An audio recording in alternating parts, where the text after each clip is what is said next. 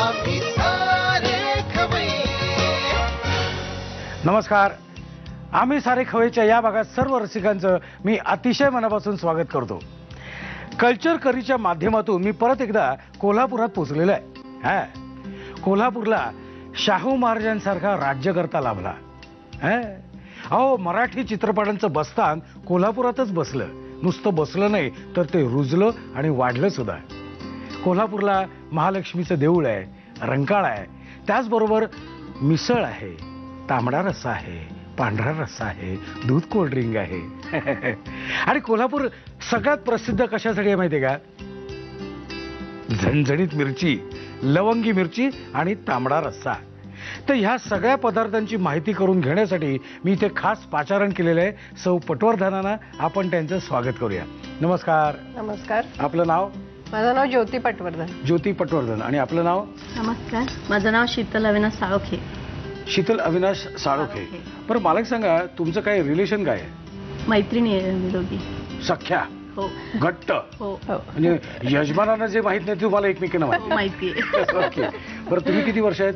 मी आता 17 वर्ष कोल्हापूरमध्ये आहे. आणि मूळच्या कुठल्या तुम्ही? मी मूळची पुण्याची. पुण्याची. आणि तुम्ही मूळच्या कुठल्या? सातारा. सातारा. हा, लग्न झाल्यानंतर कोल्हापूरमध्ये. खुद्द सातारा? हो. बर. तुम्ही आणि तुमची ओळख कधीची आहे? जवळजवळ 15 वर्ष झाले आमच्या दोघांची. बरं, मी तुम्हाला एक प्रश्न विचारतो की पांढरा रस्सा, तांबडा रस्सा, त्यानंतर मटण लोणचं आणि मिसळ असे 4 पदार्थ तुम्हाला दिले, तर या 4 पदार्थांपैकी कुठल्या पदार्थाला तुम्ही वोट द्याल? मिसळीला. म्हणजे मी तरी मिसळीला देईन. आणि तुम्ही? तांबडा पांढरा रस्सा. तांबडा पांढरा. म्हणजे तुम्हाला दोन्ही पाहिजे? दोन्ही पाहिजे. हे दिस इज टू मच. बरं, तुम्हाला स्वतःला खायला काय आवडतं, व्हेज नॉनव्हेज? असं दोन्ही आवडतं. कारण व्हेज हिच्यामुळे मला आवडतं, नॉनव्हेज तर ऑलरेडी मी खाते, लहानपणापासून खाते. आणि तुम्हाला खायला काय आवडतं, व्हेज का नॉनव्हेज? नाही, मी व्हेज आहे प्युअर, पण सगळं बनवते मी. नॉनव्हेज वगैरे मला सगळं बनवता येतं, पण मी खाताना प्युअर व्हेज आहे. बरं, आज तुम्ही काय काय बनवणार आहात? आज आता मी कोल्हापुरी व्हेज स्पेशल दाखवणार आहे. तर पुडाची बाकरवडी कोल्हापूरमध्ये प्रसिद्ध आहे, ती एक दाखवणार आहे. कोल्हापुरी मिसळ. आणि आता सध्या एक नवीन आहे, म्हणजे अख्खा मसूर म्हणून कोल्हापूरच्या वेगवेगळ्या ढाबा सेंटरमध्ये, म्हणजे ढाबामध्ये भरपूर मिळतात ते अख्खा मसूर. ती अख्खा एक मसूर एक मी ती उसळ दाखवणार आहे. आपण किचनकडे जाऊया. ठीक आहे. आता ज्योतिताई आपल्या किचनमध्ये आलेले आहेत कोल्हापूरचे खास पदार्थ दाखवण्यासाठी. आपली पहिली रेसिपी काय याची? पुडाची बाकरवडी. पुडाची बाकरवडी. याचे काय वैशिष्ट्य काय आहे? याच्यामध्ये इतर बाकरवडीमध्ये लसूण आणि कोथिंबीर नसते, तर या कोल्हापूरच्या बाकरवडीमध्ये लसूण आणि कोथिंबीर घालून ती वडी करतात. बरं, साहित्य सांगता काय काय? हा मैदा आहे, बेसन पीठ, ओके, शेव, सुकं खोबरं, ओके, तीळ, कोथिंबीर, सॅट्रिक ऍसिड, काळा मसाला, ओके, खसखस, लसूण पेस्ट, लाल तिखट, मीठ आणि सोडा. ओके. हे लसूण पेस्ट मध्ये काय काय घातलंय तुम्ही? नाही, आता ही जी आहे ही साधी लसूण पेस्ट, त्याच्यामध्ये काही घातलेलं नाही. अगदी पाणी बिणी काही घातलेलं दिसत नाही. नुसतं हो, नुसती केलेली, क्रश करून क्रश केलेली. लसूण आणि आलं. हा, आलं आणि लसूण. अच्छा, ओके. आणि हे काय, हा कसला गोळा आहे? हे जे आहे हे बाकरवडीचं कव्हर आहे. तर हे आपण मैदा आणि बेसन पीठ पासून बनवलेलं आहे, हे जे कव्हर आहे ते. ओके. आणि काय काय घातलं अजून? बेसन आणि मैदा पीठ, आणि त्यात काय घातलंय? ह्याच्यामध्ये थोडंसं सायट्रिक ऍसिड, मीठ आणि सोडा घातलेला आहे. सायट्रिक ऍसिडचं काम काय आहे ह्याच्यात? आता याच्यामध्ये कसं असतं, जेव्हा बाकरवडी आपण तळतो तेव्हा ती शेवटपर्यंत खुसखुशीत राहायला पाहिजे असते थोडीशी. बरोबर. तर सायट्रिक ऍसिड आणि सोडा जेव्हा एकत्र येतो तेव्हा तो पदार्थ थोडा क्रिस्पी राहतो शेवटपर्यंत. ओके. साहित्य बघितलेलं. आता जाऊया कृतीकडे. आपण पहिल्यांदा काय करायचंय? हे तर आपलं तयार आहे, कव्हर तयार आहे. आता आपण काय करणार आहोत? आता आपण सारण तयार करणार आहोत. ओके. तर त्याला साधारण आपण घेणार आहोत 1 कप सुकं खोबरं घेणार आहोत त्याला.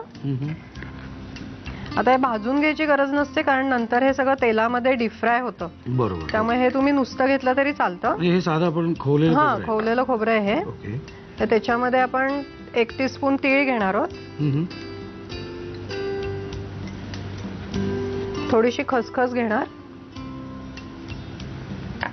मीठ चवीप्रमाणे, मीठ चवीप्रमाणे, बारीक शेव घ्यायची, ती साधारण 1 पाव कप होईल एवढी घ्यायची. बर. हा काळा मसाला आहे. ओके. ओके. हे लाल तिखट आहे, ते 1 टीस्पून घ्यायचं. हे तिखट किती करायचं हे आपल्याच हातात आहे शेवटी. हा, तिखटाचं प्रमाण थोडंसं ते तुमच्यावरती अवलंबून आहे. त्याला आता मी मगाशी सांगितल्याप्रमाणे ह्याच्यामध्ये वेगळेपणा म्हणजे कोथिंबीर आणि लसूण पेस्ट आपल्याला ह्याच्यामध्ये घालायची या सारणामध्ये. बर बर बर. तर कोथिंबीर साधारण तुम्ही 1 टेबलस्पून होईल एवढी घ्या आणि अर्धा ते 1 टीस्पून लसूण पेस्ट. ओके. तर ते सगळं हलवायचं आपण नीट आणि याच्या सारणामध्ये हे रोल करायचं आणि डीप फ्राय करायचं. हे सगळं आम्ही जरा व्यवस्थित तयार करून घेतो आणि ही लाटी तयार करून घेतो, कारण लाटी करणं एक वेगळी कमाई असते. अर्थात ती तुम्हाला माहिती आहे, पण एक लाटी तयार करून घेतो. नुसती लाटीच नाही केली तर ती लाटून सुद्धा घेतलेली आहे. म्हणजे काय, एक आमचं थोडंसं काम आम्ही कमी केलेलं आहे, कारण लाटायचं कसं असं कोणी विचारणार नाही याची आम्हाला खात्री आहे. त्यामुळे आम्ही लाटी लाटून घेतलेली आहे. आता पुढे काय करायचं मला सांगा. आता याच्यावर सारण भरायचं आहे आपल्याला. ओके. हे थोडंसं तळताना काही वेळेस सारण तेलामध्ये सुटू शकतं, त्यामुळे ह्याच्यावरनं सुद्धा एकदा तुम्ही लाटणं फिरवलं तर ते घट्ट बसतं म्हणजे सारण. बरोबर. कारण बाकरवडीचं सारण जनरली ह्याच्यामध्ये म्हणजे तेलामध्ये सुटतं थोडंसं. म्हणजे जर घट्ट बसवायचं असेल तर आपल्याला लाटणं फिरवायला लागेल. लाटणं थोडंसं वरनं एकदा फिरवावं लागेल.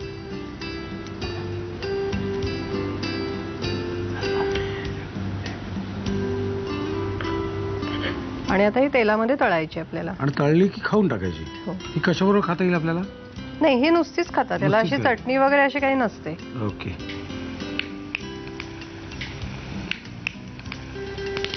कमी करू का गॅस.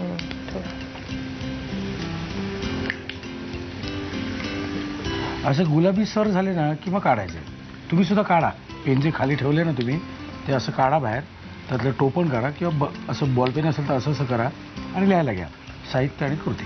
पुडाची बाकरवडी बनवण्यासाठी लागणारं साहित्य: मैदा, बेसन, शेव, सुकं खोबरं, तीळ, कोथिंबीर, सायट्रिक ऍसिड, काळा मसाला, खसखस, आलं लसूण पेस्ट, लाल तिखट, मीठ आणि खायचा सोडा. कृती: मैद्यामध्ये बेसन, सायट्रिक ऍसिड, मीठ, खायचा सोडा आणि पाणी घालून पीठ मळून घ्यावं. एका बाउलमध्ये 1 वाटी सुकं खोबरं, 1 चमचा तीळ, 1 चमचा खसखस, चवीनुसार मीठ, पाव वाटी बारीक शेव, 1 चमचा काळा मसाला, 1 चमचा लाल तिखट, कोथिंबीर आणि अर्धा चमचा आलं लसूण पेस्ट घालून सारण एकजीव करून घ्यावं. बेसनाच्या पिठाची पोळी लाटून त्यामध्ये खोबऱ्याचं सारण पसरावं आणि त्यावर एकदा लाटणं फिरवून रोल करून घ्यावा. तयार रोलच्या बाकरवड्या कापून घ्याव्यात. बाकरवड्या कडकडीत तेलात खरपूस तळून घ्याव्यात. आम्ही